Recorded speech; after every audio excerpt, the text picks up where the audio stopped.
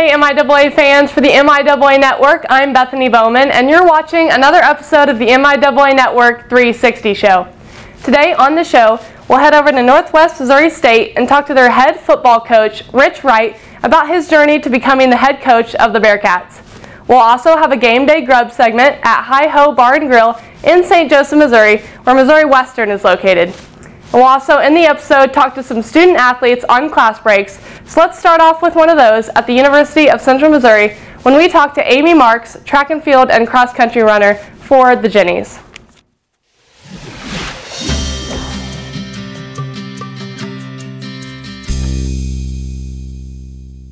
Hey MIAA fans, Bethany Bowman here on the campus of Central Missouri. Have Amy Marx, a track and cross country runner for Central Missouri, here in Walton Stadium, here on your track.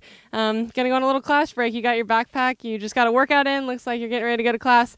First of all, what is your major and how many hours are you taking? I am a business administration and marketing major. This semester I'm only in 12 credits because I'm a senior now, so kind of lowering the workload this year, so that's been nice. What would you ideally like to do with that degree? I'm thinking about living in Kansas City, probably working for Cerner, hopefully when I get out in May. And talked a little bit a minute ago, you being from St. Charles, Missouri, where Lindenwood is located. She did say that the campus there on Lindenwood is really nice, but chose the Mules and to come to Central. What was like the deciding factor for that? When I came on my visit here, I met with some of the older girls and the coaches who I'm with now, and it really just felt like a community and a family here, and I just felt like this was like a second home, so I loved it here and decided this is where I wanted to be. Have to run a lot on your cross-country courses, way more than I could run, but when track and field rolls around, what are your events? I primarily run the steeple and outdoor. Indoors, I do anything from the 1500 to the 5K. My favorite is probably the DMR, the distance medley relay. Like it when I get on that and run with some of our teammates. And then outdoor, I do the 15, the 5K also, but primarily the steeplechase is like my main event outdoors. Okay, what do you like to do in your free time, Amy?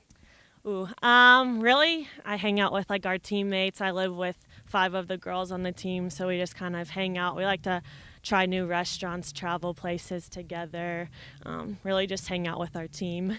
While we were visiting the campus, we were out at the golf course, ate at the Traditions restaurant. That was really good. What are some other, you mentioned you like to go eat with your friends. What are some other great places to come here in Warrensburg? We always go to Fitters. They have really good buffalo chicken, pizza, Heroes. They're all on Pine Street. A lot of times our roommates go to Applebee's 2 for $20 and get the deals around town. But or any other, our landlords own a Chinese place, Ping's Hibachi, very good. You can eat whatever you want, you run it off. So what is your favorite part about being a Central Missouri student athlete? I really like being a Jenny. A lot of our girls' programs last fall were really successful. Basketball and soccer were national champions. So just having like all the girls support each other through all the different sports is like a really awesome community here. And all the Warrensburg townies like always come out and support us. So it's really cool to be like involved in the community and have all the support for us. All right, thanks so much and good luck in your senior year. Thank you. Yep.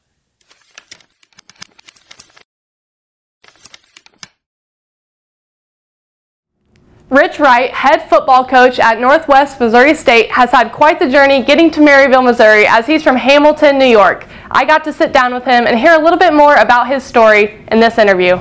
Hey MIAA fans, here in the Hughes Fieldhouse with head Northwest football coach Rich Wright, and thanks for joining us today. Absolutely, thanks for having me. It's been fun kind of prepping to talk to you here because obviously the culture of Northwest football is something pretty historic. I think, you could around Division II talk to people about Northwest Missouri State and they would know about you. Yeah, that's always nice. It's great, in the region particularly when you drive down the interstate and you see all the Bearcat paws all over the place. We've carved a pretty good niche for ourselves as a football program and as a university.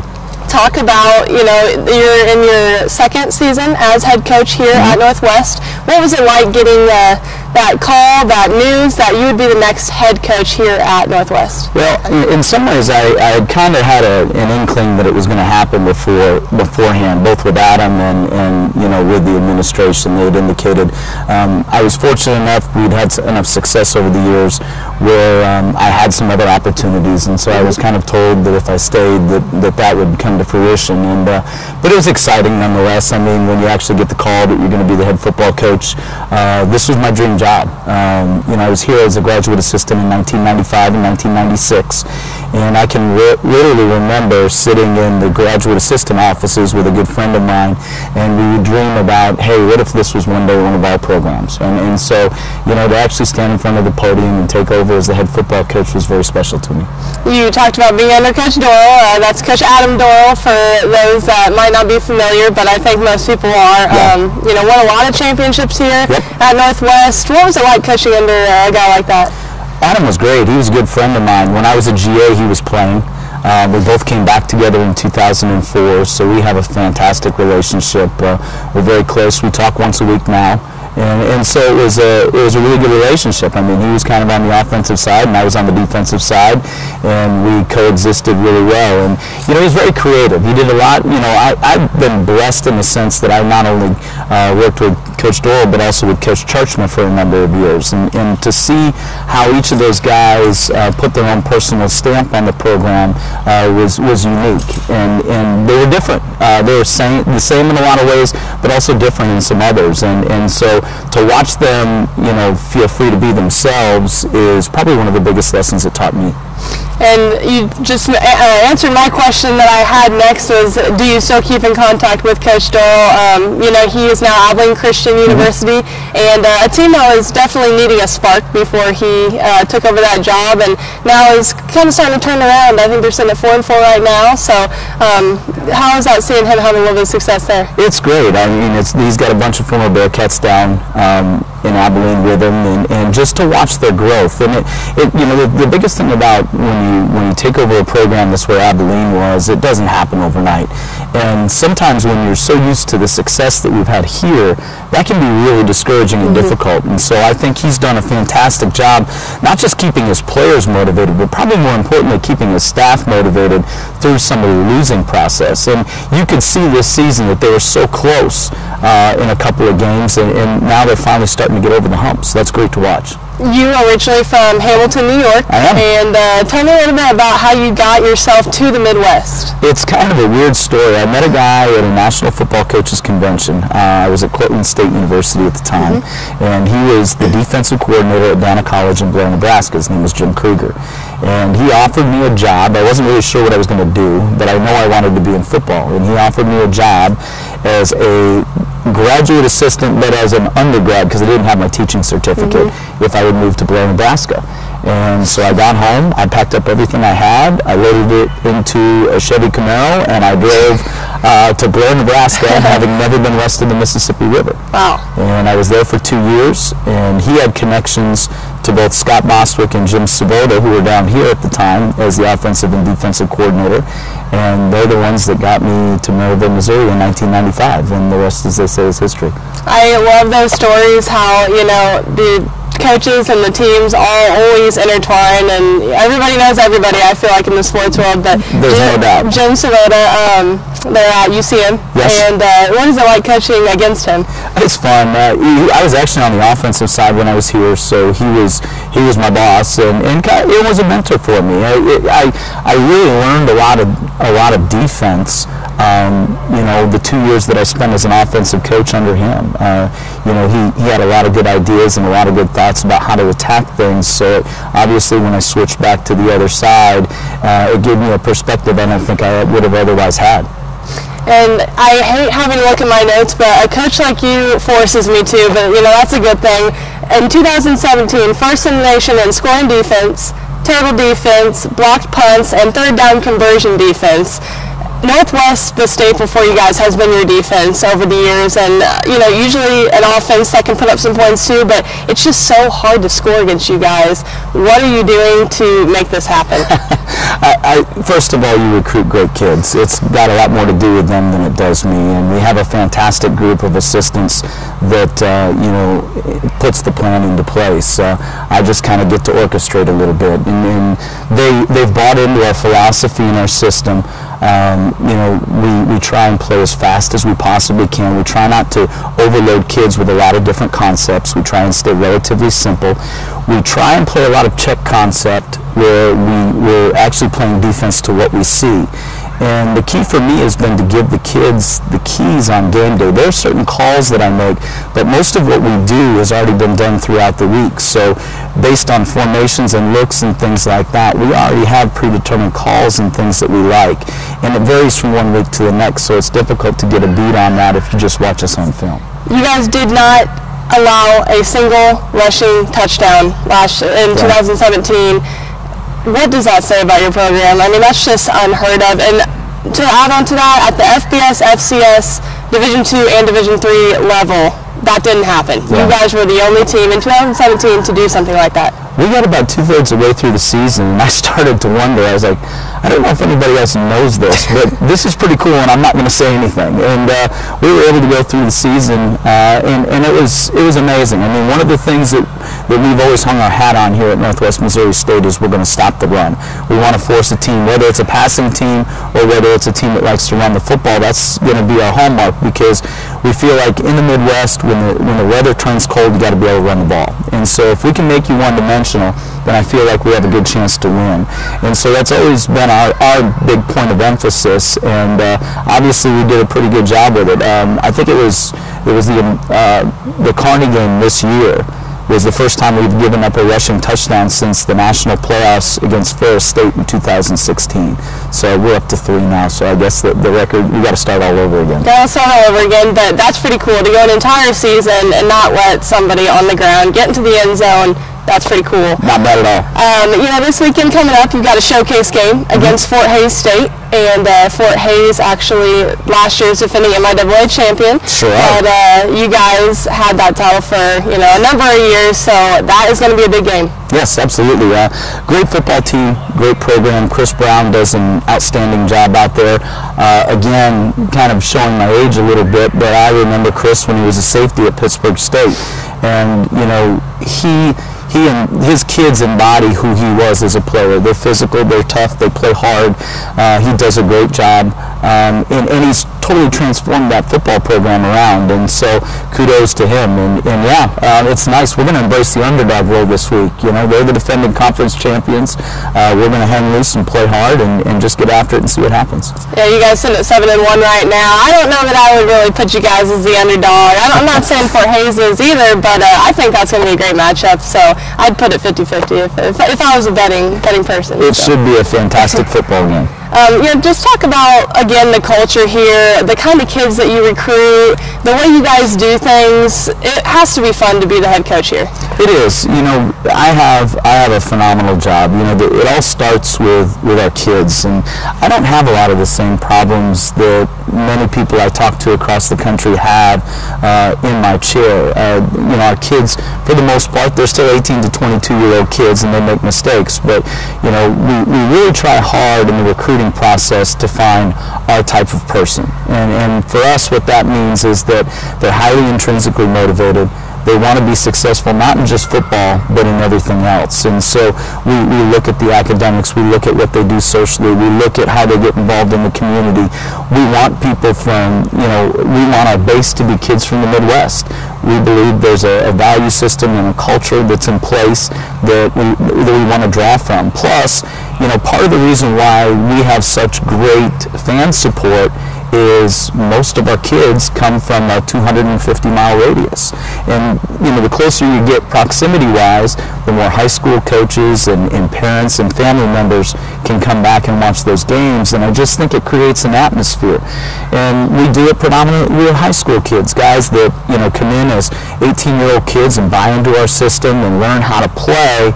And so by the time they're fifth-year seniors, they're playing at a pretty high level. Yeah, the Bearcat fan base is one that can't go unrecognized, as always, but you do always have kids from out of state, and actually last year on the team had a kicker from Denmark, so got kids from all over the place, and something cool about that is that MIAA Network can get those games on stream for people that can't make it to the game to see every week. What do you like about that? Oh, it's awesome. I mean, my entire family is back on the East Coast. So my mom is in New York, my dad is in Florida, my brother's in Virginia, and they all tune in every week. And it's fun for them. You know, we have with our players that are all over the country, you know, to have their families be able to link in and be able to watch and follow their kids and follow their family members, I think is special. And then plus, you know, with Bearcat Nation all over the place, you know, a lot of our alums talk about it every week. Oh, I'm watching you online. I'm watching you online. So it's been a fantastic resource for us and vital to just promoting the MIAA and our football program. So lastly, you as a graduate assistant, getting in your car, going to Blair, Nebraska to start this journey of being a football coach. How excited are you to be a head coach now, and how's the journey been worth it? Oh gosh, yeah, it's been worth every moment. And you know, the thing that I tell you is that it's being at Northwest has been an unbelievable experience, and getting to do the things that we've been able to accomplish here are awesome. But that's not what's the biggest, you know, self-satisfying thing for me. It's to feel like you made an impact in kids' lives, at least to a small degree. To feel like you put them on a path to adulthood. It's to watch them come back now and see them as dads and husbands and big-time successes in whatever endeavor they chose. You know, that's the amazing part, and it's really rewarding that you do something. You wake up every day that impacts not just people in the moment, but down the road in the rest of their lives. Okay, Coach, thank you so much for giving us a little bit of insight into your team and to your way that you got here and to everything about Northwest football, and good luck the rest of the season. Hey, thanks so much. It was a pleasure.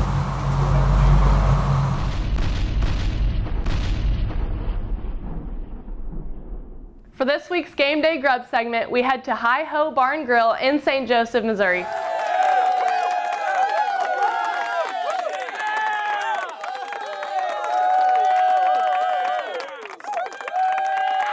Here in Hi-Ho Bar and Restaurant here in St. Joe, have employee Mark McKnight here joining me. Just want you to tell me a little bit about how this place is on game day, the atmosphere you get here for the Griffins.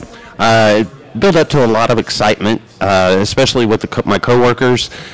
We get to go to the Bill Snyder Pavilion and serve beer, and it's the first time in the history of the school that it's become a wet campus this first year, and we're so honored for Missouri Western to ask us to be a part of the Griffin experience.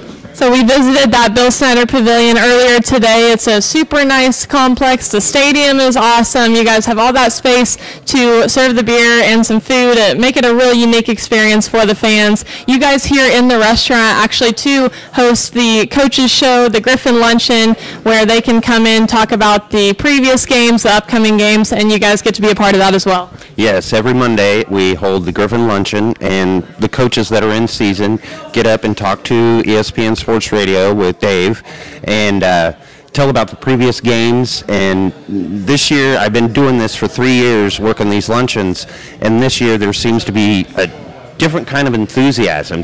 It just makes you proud to be a Griffin, especially with the addition of Sundance Wicks and Coach Williamson. I mean, it's just an excitement that surrounds the whole community. So I also got to talk to Coach Wicks and also Athletic Director Josh Looney. They said, both of them too, that there is just something exciting about Griffin athletics going on right now, and I guess you feel it too. So absolutely, it just almost gives you goosebumps when you work a room full of people, 50 people, and you can tell that they're really engaged in the thought of Missouri Western activities and Missouri Western athletics. You can almost feel them, you know, like looking at a football game and listening to Coach Williamson and knowing that they were there because he explains every play the way it unfolds, and it's an awesome experience. Do you guys also get some Chiefs fans coming in here with training camp being held in St. Joe? Yes, usually met some very interesting people this year. I actually met the head of security for Kansas City Chiefs, very, very awesome guy. Usually we had Tim Grenhart here for Big Brothers Big Sisters of Greater Kansas City. That was an awesome experience. And Stephen St. John was here with him, and we had an auction for Big Brothers Big Sisters. happy to host that. Actually, one of our owners is a proud sponsor, and also Sunshine Sign Corporation is a proud sponsor of Big Brothers Big Sisters. We are so excited to be here. Our first time, the MIAA network, covering your bar and grill, and we're going to get some lunch here. What's the best thing on the menu? Probably to toss up between the Hi-Ho Cuban or the Toro Tenderloin. The Toro Tenderloin is our house-made tenderloin, topped with our house-smoked brisket, Carolina barbecue sauce, and Swiss cheese. It's an awesome sandwich. The Cuban is our smoked pulled pork, and we smoke all of our meats in-house. And it's topped with pepper jack cheese on sourdough bread, salami, pickles, spicy mustard, and also banana peppers. Welcome. Thanks again, Mark.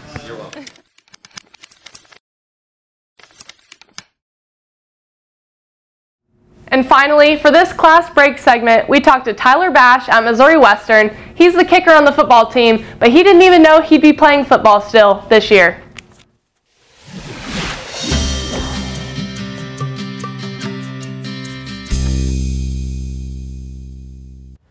For the MIAA Network, I'm Bethany Bowman here on a class break with the kicker at Missouri Western, Tyler Basch from Papillion, Nebraska. He tells me I can, just say Omaha if I, don't want to get specific, but definitely a Nebraska native. Your story pretty cool, Tyler. Started out at Wayne State playing football, and I'll let you kind of tell everybody, your journey here to Missouri Western. Yeah, it's kind of been crazy. I went to Wayne for 2 years. Had some pretty good success my freshman year, but just wasn't really a fan of Wayne State, so I decided to go back to Omaha, take a break from football and school for a little while. Decided that I was itching to go back, so I got a hold of Missouri Western, walked on, sat out my first year, tore my groin the next year after the second game. So I medical, then I came back my senior year, which was last year, played. And then like 2 months after that last game, I got a call from Coach Willie, and he said, hey, I don't know how, but you have another year if you want to play. So I was obviously stoked to hear it and ready to go. I've talked to a couple people in the athletics department, compliance and all that type of stuff. They were surprised themselves that you get another year of eligibility. How shocked were you when they told you, hey, you get to kick a football through an upright for another year? It was crazy. I was actually at my lunch break with the holder from last year. And we were talking about football, believe it or not, and I'm like, whoa, look out, Coach Willie's calling. I hear the phone call, he tells me everything, and I'm ecstatic. I run upstairs, tell my dad, and we kind of had a whole party in the Hy-Vee while we were working. Awesome. Well, Griffin football really counting on you for another year. Good to have a veteran kicker, not having to bring in a new guy. We just talked to Dom Marino. What kind of bond do you have with him? He might score the touchdown, but you got to put that extra point on for him. That's right. Dom's my boy. When he first came, me and him for some reason just kind of clicked. I asked him if he wanted to hold since he was a quarterback, and he said he'd done it before, so we started practicing, working on it, and sure enough, he was great. So we, from then on, had a bond, and I trust that man with my life. So. What is your major? How many hours are you taking currently? So I graduated last December with an economics degree, and then I had to come back and declare another major when I had this whole senior season ×2. So my new major is rec sports management, and I'm in 13 credit hours. Definitely using that economics degree a little bit, because I hear you're a business owner. Can you tell us a little bit about the business you started here in St. Joe? Yeah, so we, a couple of buddies of mine and I started a company called Orbit VR. So we work with real estate agents here in town between Omaha and Kansas City, and we create 3D virtual reality tours for homes that are on the market. So now people can really see, what they're getting when they are looking at homes online, don't just have to go buy pictures, is that right? Exactly, yeah. So commercial properties are huge, and their buyers most of the time are out of state and busy in their own lives to not, hop on a plane, come see the building themselves, where we give them the ability to sit at their office, wherever they're at, tour the whole facility, and make that buying decision then and there. Well, here at the MIAA, we really like the term student athlete, and you have exemplified that well, using your degree and making the most of it. What do you do in your free time when you're not, kicking footballs and starting businesses? Not a lot. I don't really have a whole lot of free time, but when I do, I'm hanging out with the guys on the team or family. Awesome. Okay, well, thank you so much. It was great to get to catch up with you. You better get back to class, though. Thank you. Thank you. Well, fans, that's it for this week's show. Thanks for watching, and make sure to tune in next week for more exciting MIAA content that you don't want to miss. I'm Bethany Bowman for the MIAA Network, and don't forget to bring your A game.